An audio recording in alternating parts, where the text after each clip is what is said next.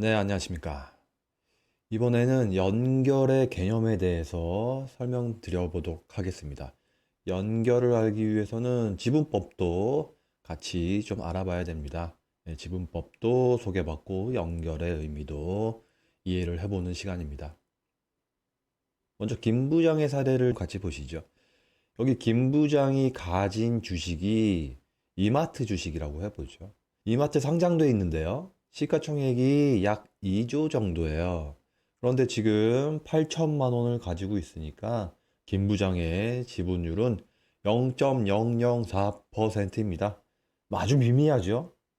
이 상황에서 김 부장 개인이죠. 개인의 정말 찐 개인의 재무상태표를 만든다면 계정 과목을 주식이라고 쓰면 돼요. 근데 기업 회계에 향수가 나도록 김 부장의 재무상태표를 변환한다면 주식이라고 쓰지 않고 당기손익 공정가치 측정 금융자산이라고 하는 계정 과목으로 바꿔줘야 됩니다. 주식 매매에서 이런저런 손익이 나오잖아요. 주식을 하다 보면 이익이 날 수도 있고 손실이 날 수도 있고 둘 중에 하나죠. 김 부장이 8천만 원이 1억으로 오르면 기쁘잖아요. 사실상 2천만 원의 평가 이익이 난 것이고 김 부장은 좋아할 겁니다. 이렇게 주식을 기본적으로 공정가치로 평가해서 그때 발생하는 손익을 다 김 부장의 손익에 반영하라는 의미입니다. 그런데 김 부장이 주식을 샀다 팔았다 할 게 아니고 이거 나중에 자식한테 물려줄 거예요. 이럴 목적으로 산 겁니다. 그러면 그때그때 발생하는 손익을 김 부장 장부에 반영하면 이상하죠. 뭐 1억 원으로 오르면 뭐합니까? 어차피 팔지도 않을 건데. 그래서 그러한 상황에서는 김 부장이 특별히 기타 포괄손익 공정가치 측정 금융자산으로 분류해서 주식을 공정가치로 측정하되 김 부장의 손익계산서에 당기순이익에는 반영하지 않도록 할 수 있습니다. 예, 굳이 이것으로 하겠다면 말리지 않겠다라고 하는 게 현재의 기업회계 기준의 입장입니다. 자, 기업도 이렇게 단기적인 매매 목적이나 여유자금의 장기적인 운용 목적으로 주식을 보유합니다. 그래서 당기손익 공정가치 측정 금융자산이나 기타 포괄손익 공정가치 측정 금융자산으로 분류를 하는데요. 기업은 김 부장과 다른 목적으로 주식을 보유할 수도 있습니다. 다른 회사에 지분을 늘려서 그 회사에 대한 영향력을 행사하려고 하는 목적이 있을 수 있다는 것이죠.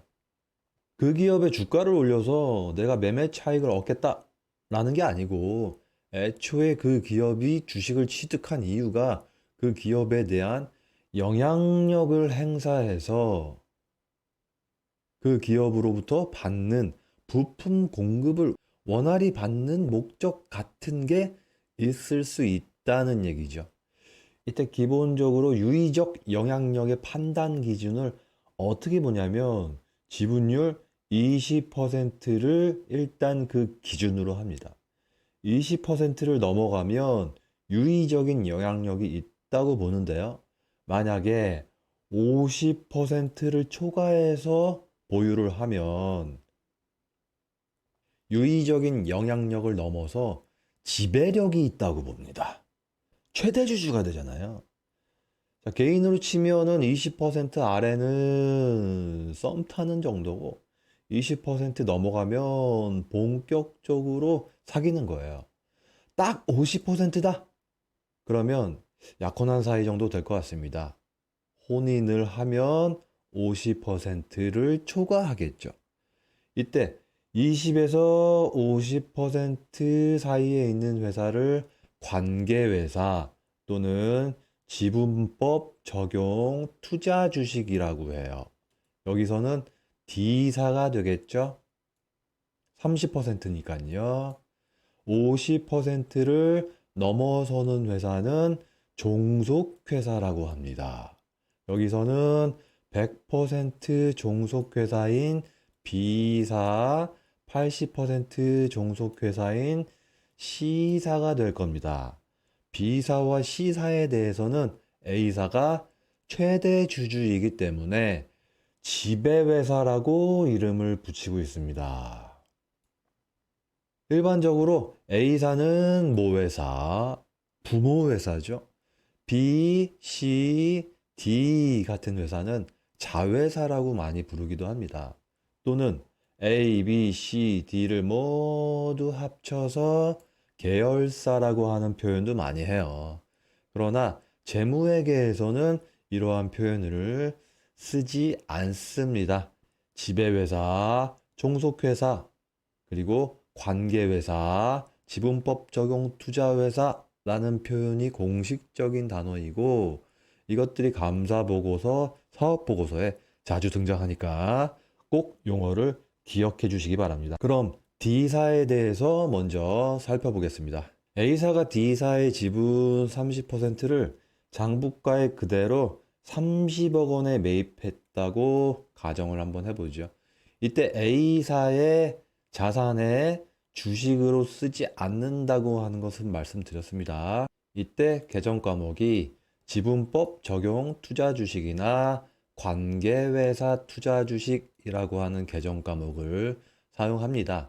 만약에 여러분들이 보고 계신 재무제표에 이러한 개정 과목이 발견되면 이런 회사들의 주식을 가지고 있는데 해당 회사에 대해서 유의적인 영향력을 행사하려고 하는 목적으로 투자하고 있구나 라는 것을 아셔야 돼요. 시세 차익이나 이런 게 아닙니다. 그래서 관련된 주석에 찾아 들어가서 어느 회사에 금액은 얼마나 투자하고 있고 지분율은 어느 정도 되는지 파악하셔야 됩니다. 그러나 구체적으로 어떤 의도로 유의적인 영향력을 행사하려고 하는지까지는 나오지는 않아요. 스타벅스 코리아를 예로 들면 공동사업을 하려고 이마트가 정확히 50%를 투자했죠. 스타벅스 본사는 본연의 커피 사업에 대한 노하우를 제공하고 이마트는 한국이라고 하는 지역에 대한 노하우를 제공해서 윈윈 하려고 했겠죠. 그러나 이 둘 중 누구 하나도 최대 주주는 아니에요. 그리고 경영을 공동으로 했죠. 이런 것이 유의적인 영향력인 겁니다. 참고로 특별히 이런 공동 지배력이 있는 상황은 지분법 적용 투자 주식이라고 하지 않고 보통 공동기업 투자라고 부릅니다. 조인트 벤처예요. 자, 다시 상황으로 돌아와 보면 A사는 D사의 주식을 공정가치로 평가하면 안 됩니다. 시가 평가하는 것은 의미가 없어요. 그 대신 D사의 경영 실적 중 A사가 보유한 지분율에 해당하는 만큼 A사의 실적에 반영하는 게 더 합리적이겠죠? 이러한 회계 처리 방식을 지분법이라고 합니다.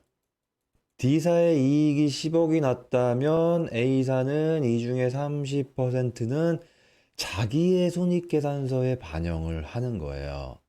이때 개정 과목은 지분법 평가 이익이라고 하는 개정 과목으로 해서 보통 가져갑니다. 이렇게 관계회사에 대해서는 지분법이라고 하는 회계 처리를 적용하기 때문에 관계회사 투자는 지분법 적용 투자 주식이라고 하는 용어와 혼용되어 사용되는 것입니다. 다음으로 B사의 사례에 대해서 살펴보겠습니다. B사의 주주는 오로지 A사뿐입니다. 단일 주주 100%인 상황입니다. A사가 B사 자본의 장부가액 100억 원만큼 그대로 대가를 주고 지분을 취득한 것으로 가정을 해보죠. 그러면 A사의 재무제표에는 종속기업 투자라고 하는 개정 과목이 자산으로 잡힙니다. 주식 이렇게 쓰지 않아요. 자, 이때 가만히 상황을 보면 A사와 B사는 분명히 별개의 회사입니다. 주식회사 A사, 주식회사 B사. 그러나 실질적으로 본다면 B사는 사실상 A사 것이죠. 즉, A와 B는 공동 운명체예요. 결혼을 해서 살림을 하나로 운영하겠다고 두 분이 합의를 했다면 사람은 두 명일지언정 장부는 결국 하나로 만들어야 됩니다. 각각 장부를 쓸 수도 있습니다. 그러나 하나로 합치지 않으면 여러 가지로 불편하겠죠? 그래서 등장한 개념이 바로 연결의 개념이에요. 직접 합산해서 장부를 만드는 개념입니다. 이때 A사가 가지고 있는 종속기업 투자는 빼줘야죠. 아니면 더블 카운팅이 되니까요. 자본 100억 원을 빼는 대신 자산과 부채를 직접 합산해서 만들어요. 여기서는 자산이 300억이고 부채가 200억이니까요. 그걸 그대로 끌고 옵니다. 궁극적으로 A사의 별도 재무제표보다 A, B사의 연결 재무제표에서는 B사의 자산과 부채만큼 덩치가 커지게 됩니다. 손익계산서에서도 별도에서 평가하면 B사의 이익 10억 원은 모두 A사 거니까 100% 끌고 와서 지분법 평가 이익으로 반영을 해줍니다. 그러나 연결재무제표에서는 순액으로 계상된 지분법 평가 이익을 제외하고 B사의 수익과 비용을 총액으로 직접 가져옵니다. 5 빼기 4는 1인데 1을 가져오거나 5와 4를 가져오거나 결과는 같겠죠? 이렇게 별도나 연결이나 이익의 최종 결과는 같아요. 그러나 연결해서 전체적인 수익과 비용의 규모는 B사만큼 커지게 됩니다. 방금 사례에서는 A사가 B사의 장부가에 그만큼 대가를 주고 주식을 취득했다고 가정을 했는데 장부가액보다 비싼 가격으로 주식을 취득했다면 무엇이 달라질지 살펴보도록 하겠습니다. 장부가액 100억보다 100억을 더 주고 200억에 매입을 했습니다. 그러면 눈에 보이지 않는 어떤 가치에 대해서 더 주고 샀다고 일단 가정을 합니다. 눈에 보이지 않기 때문에 무형자산이죠. 그 중에서도 영업권이라고 불리웁니다. 여기서 왜 영업권이 발생하는지는 빙 선생에게 잠시 물어보고 오겠습니다.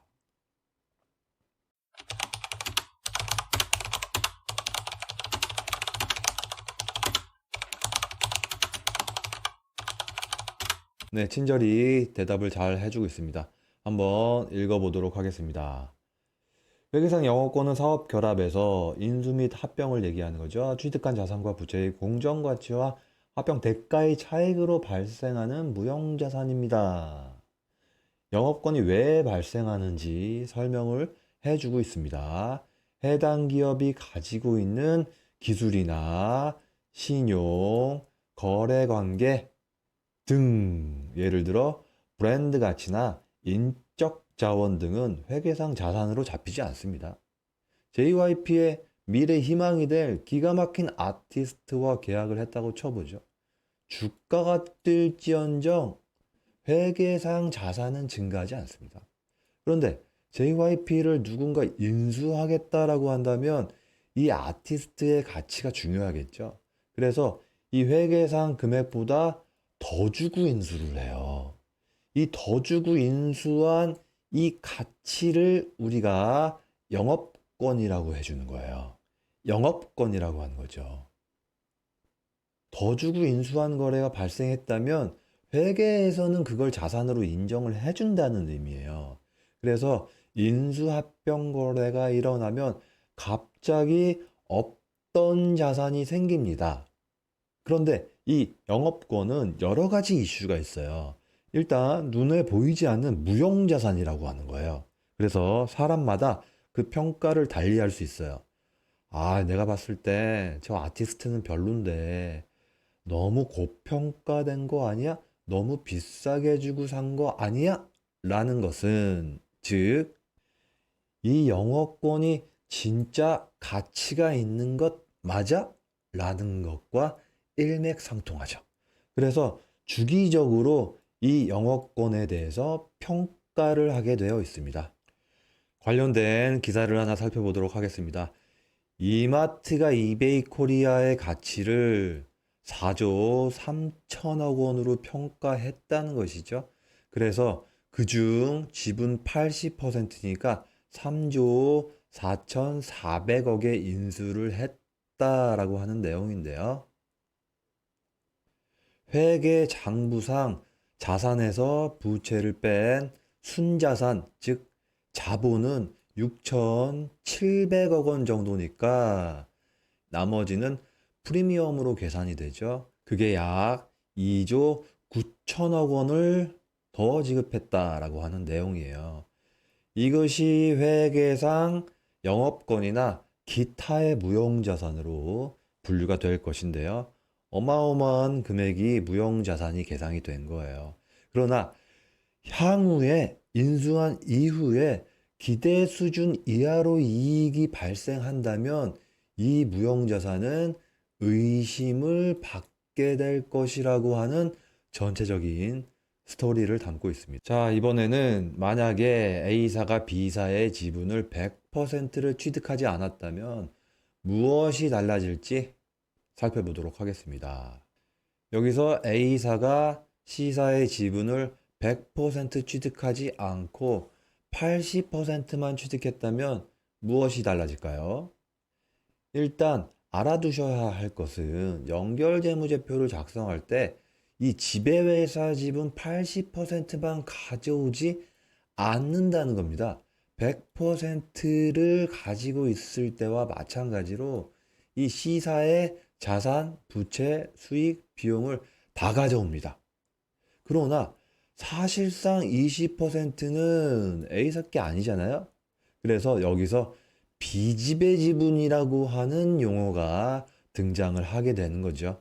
일단 다 가져오고 A사 것이 아닌 것은 비지배 지분 몫으로 표시를 해줍니다. 여기서 장부가 100억 원에 대한 자본의 대가로 80%를 취득했는데 액면가 그대로 80억 원에 취득했다고 가정을 한번 해보겠습니다.